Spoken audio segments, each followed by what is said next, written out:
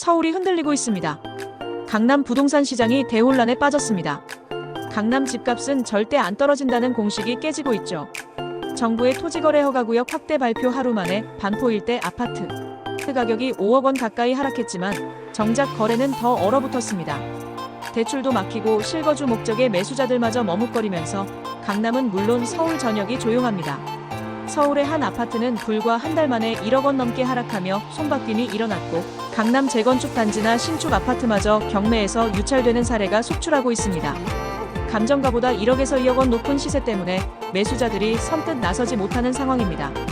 더 무서운 건 가격이 떨어지는 것도 문제지만 거래량이 반토막 났다는 점이죠. 매물이 쌓여가는데 살 사람은 점점 줄어들고 있습니다.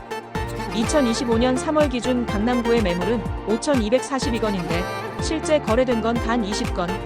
서초구는 더 심각합니다. 매물 4,262건 중 거래는 10건에 불과했죠. 정부가 투기 수요를 잡겠다며 강남, 용산, 마포 등 기존 허가구역뿐 아니라 경기 일부 지역까지 추가로 규제하겠다고 나섰습니다. 이제 과천, 성남 같은 인기 지역들도 긴장해야 하는 상황이 된 거죠. 우리 동네도 규제될까? 불안감이 퍼지고 있습니다. 대출 규제와 맞물려 전국적으로 집값 하락세가 뚜렷합니다. 수도권 아파트 가격도 돌아섰죠. 특히 인천은 0.1% 하락하며 대구 다음으로 가장 큰 폭의 하락을 기록했습니다. 여기에 보유세 부담까지 더해지면서 집을 가진 사람들은 고민이 깊어지고 있습니다. 서초구 반포동의 레미안 퍼스티지는 내년부터 보유세가 40% 오를 예정이라 1천만 원 넘는 세금 폭탄을 맞게 될 수도 있습니다. 다른 강남 아파트들도 상황은 비슷하죠. 세금 내기 싫다며 빠르게 매물을 내놓는 집주인들도 늘어나고 있습니다. 결국 이런 흐름 때문에 2026년까지 거래 절벽이 계속될 것이라는 전망이 나옵니다.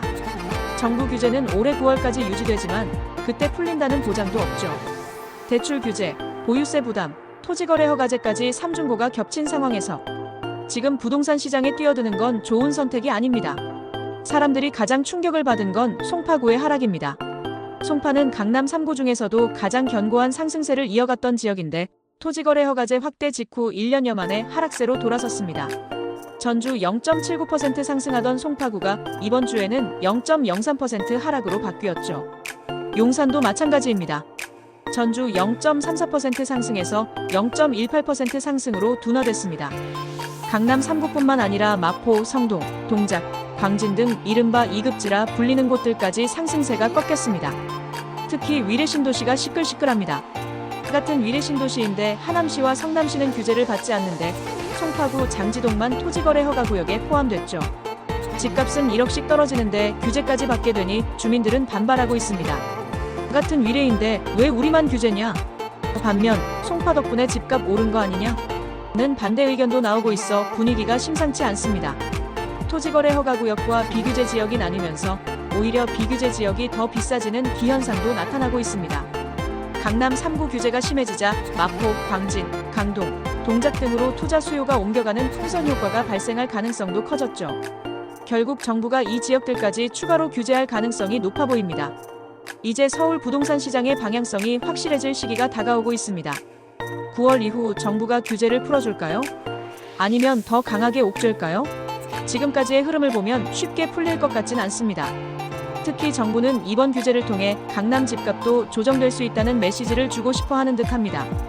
강남을 조이고 그 여파가 서울 전역으로 퍼지는 걸 노리는 것이죠. 그렇다면 앞으로 부동산 시장은 어떻게 될까요?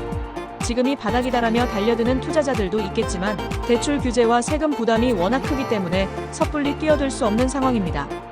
강남발 규제의 후폭풍이 어디까지 갈지, 서울 부동산 시장은 과연 어떤 방향으로 흘러갈지 이제부터가 진짜 시작입니다. 좋아요, 구독, 알림 설정 부탁드립니다.